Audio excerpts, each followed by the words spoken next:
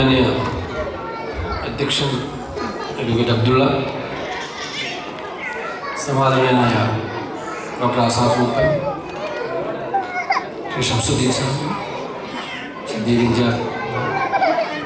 പ്രിയപ്പെട്ട കുഞ്ഞിത്തായ, മറ്റു ബഹുമാന്യരായിട്ടുള്ള സഹോദരി സഹോദരന്മാരെ, സുഹൃത്തുക്കളെ,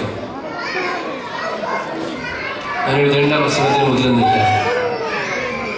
കാരണം ഇതേ സമയത്ത് തന്നെ ഞാൻ മറ്റൊരു പരിപാടി ഷാർജയിൽ ഏറ്റിട്ടുണ്ട്. അവർക്ക് വേണ്ടിയിട്ടാണ് ഞാൻ വന്നത്. ആ പരിപാടി പങ്കെടുക്കാനാണ് ഞാൻ ദുബായിലേക്ക് വന്നത്. ഓർത്തഡോക്സ് സഭയുമായി ബന്ധപ്പെട്ട ഒരു പരിപാടി. അതിനിടയിൽ എൻ്റെ കാസർഗോഡ് സുഹൃത്തുക്കൾ വിളിച്ചപ്പോൾ ഈ പരിപാടിയിൽ കൂടെ അറ്റൻഡ് ചെയ്യാമെന്ന് പറഞ്ഞു എന്ന് മാത്രമേ ഉള്ളൂ. അതുകൊണ്ട് അത് സമയത്തിനെത്തേണ്ടത് അത്യാവശ്യമാണ് എനിക്ക് തോന്നുകയാണ്. കാസർഗോഡ് എൻ്റെയും കൂടെ നാടാണെന്ന് നമുക്കെല്ലാവർക്കും അറിയാം. ഞാൻ വിദ്യാർത്ഥി രാഷ്ട്രീയ പ്രവർത്തനം തുടങ്ങുമ്പോൾ കണ്ണൂർ ജില്ലാ KSU സെക്രട്ടറി ആയിട്ടാണ് തുടങ്ങിയത്. അന്ന് കണ്ണൂർ ജില്ലയുടെ ഭാഗമാണ് കാസർഗോഡ് ജില്ലയിൽ അഭിമുഖം. ഞാൻ ജനിച്ചത് പയ്യന്നൂരാണ്. കാസർഗോഡുമായി തൃക്കരിപ്പൂരും കാസർഗോഡ് ജില്ലയിലാണ്. എൻ്റെ എത്രയോ സുഹൃത്തുക്കൾ പയ്യന്നൂർ കോളേജിലായാലും നെഹ്റു കോളേജിലായാലും അതുപോലെ കാസർഗോഡ് കോളേജിലായാലും ഒക്കെ തന്നെ എത്രയോ സുഹൃത്തുക്കളുടെ സുഹൃത്ത് വലയമുള്ള ഒരു പ്രദേശമാണ്. പിന്നെ ആദ്യമായി ജയിക്കാൻ നോക്കിയിട്ട് പോയതും കാസർഗോഡേക്കാണ്. പക്ഷെ ജനങ്ങൾ ജയിപ്പിച്ചിട്ടില്ല. എന്നെ ജയിപ്പിക്കാൻ ആലപ്പുഴക്കാർ വേണ്ടി വന്നു എന്നുള്ളത് ഞാൻ അവരോട് നന്ദിയോടെ സ്മരിക്കുകയാണ്. ആലപ്പുഴയുടെ വിപ്ലവ മണ്ണിലാണ് എനിക്ക് ആദ്യമായി നിയമസഭയിലെത്താനുള്ള അവസരം കിട്ടി.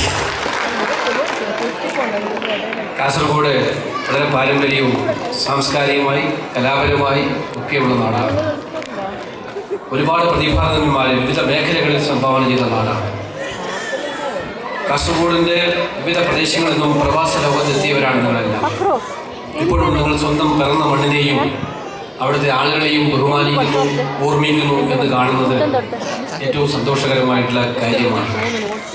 ഈ നാടിൻ്റെ ഒരുപാട് സാഹചര്യങ്ങളെ എല്ലാം അതിജീവിച്ചുകൊണ്ട് ഇവിടുത്തെ പ്രവർത്തിക്കുമ്പോഴും പിറന്ന നാട്ടിൽ ജനിച്ചു വീഴുന്ന ആളുകളെ കുറിച്ചുള്ള ഉത്കണ്ഠയും അവിടെയുള്ള ചില കാര്യങ്ങളിൽ ഒരു കൂട്ടായ്മയോടെ ഇഴുകിച്ചേരാനുള്ള നിങ്ങളുടെ താല്പര്യവും ഒക്കെ തന്നെയാണ് നിങ്ങളിലെ നന്മ വിളിച്ചറിയിക്കുന്ന സംഭവം എന്നുള്ള സംശയമുണ്ട്.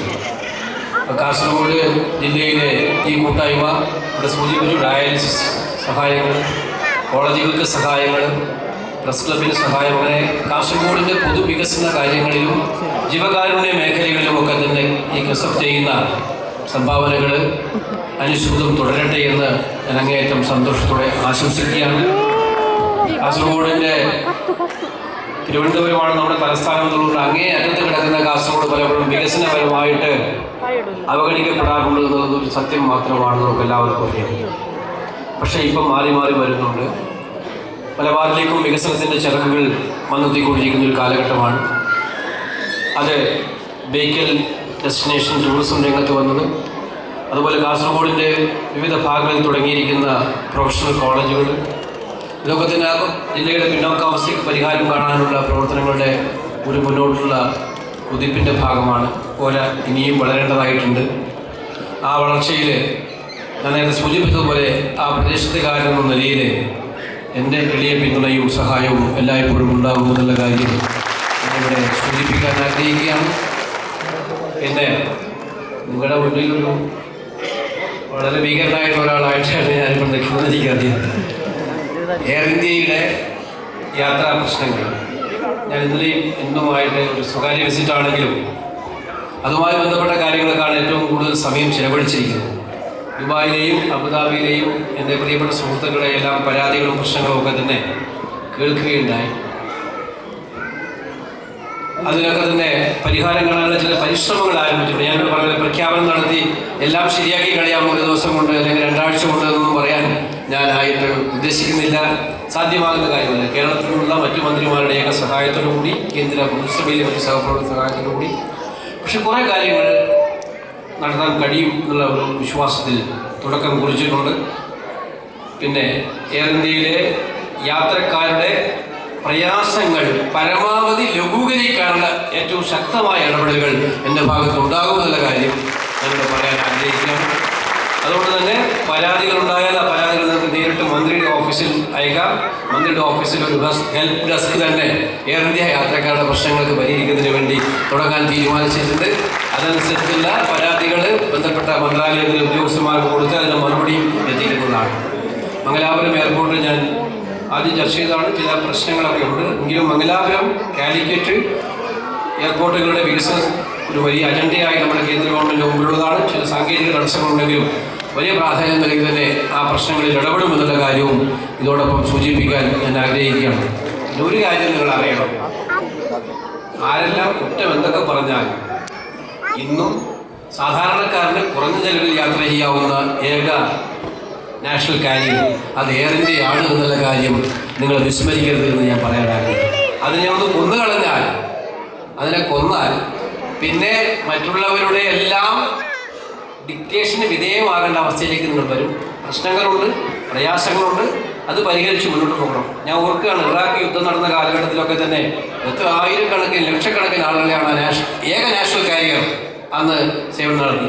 ഇപ്പോഴും നമ്മൾ ആഗ്രഹിക്കുന്നു, ഇവിടെ നിന്നും പൊതുമാപ്പ് പ്രഖ്യാപിച്ചിരിക്കുകയാണ്. പൊതുമാപ്പ് പ്രഖ്യാപിച്ച സാഹചര്യത്തിൽ നമ്മുടെ നാട്ടിലേക്ക് പോകുന്ന നാട്ടുകാരെയൊക്കെ തന്നെ കുറഞ്ഞ ചെലവിലെത്തിക്കാനുള്ള യജ്ഞത്തിൽ എയർ ഇന്ത്യ പങ്കാളിത്തം വഹിക്കുമെന്നുള്ളതിനെ ഞങ്ങൾ പറഞ്ഞിട്ടുണ്ട്, തീരുമാനിച്ചിട്ടുണ്ട്. ഈ വക കാര്യങ്ങളൊക്കെ നിങ്ങളുടെ സഹായവും സഹകരണവും ഉണ്ടെങ്കിൽ കുറച്ചുകൂടി സർവീസ് ഇമ്പ്രൂവ് ചെയ്യണം. നമ്മുടെ നാട്ടുകാരായിട്ടുള്ള ക്രൂസാണ് അതിനകത്ത് ഭൂരിഭാഗം, എയർ ഇന്ത്യ എക്സ്പ്രസ് ഭൂരിഭാഗം മലയാളികളാണ്. അപ്പോൾ അവരുടെയൊക്കെ സേവനം കുറച്ച് മെച്ചപ്പെടുത്തണം. അതിനുള്ള പരിശ്രമമൊക്കെ നടക്കുന്നുണ്ട്. നിങ്ങൾക്ക് എല്ലാവിധ വിജയങ്ങളും ആശംസിച്ചുകൊണ്ട് ഈ സമ്മേളനം ഉദ്ഘാടനം ചെയ്യുന്നു. നമസ്കാരം. ജയ് ഹിന്ദ്.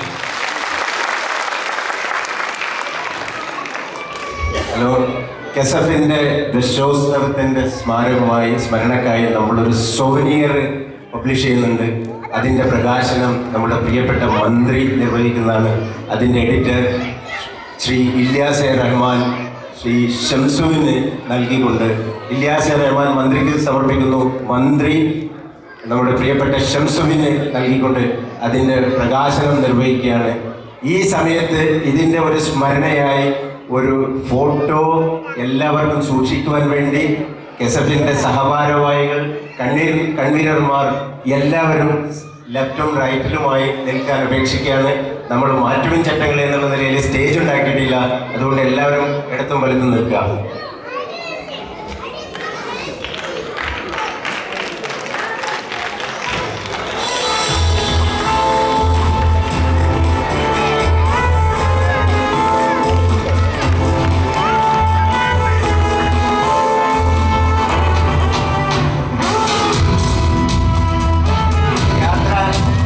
പറ്റിയുള്ള ഒരു നിവേദനം കെസഫിന് വേണ്ടി ശ്രീ നിസാർ തലങ്കര ബഹുമാനപ്പെട്ട മന്ത്രിക്ക് സമർപ്പിക്കുകയാണ്. അദ്ദേഹത്തിന് ഒരു മൊമെന്റ്, മന്ത്രി മൊമെന്റ്. അടുത്തതായി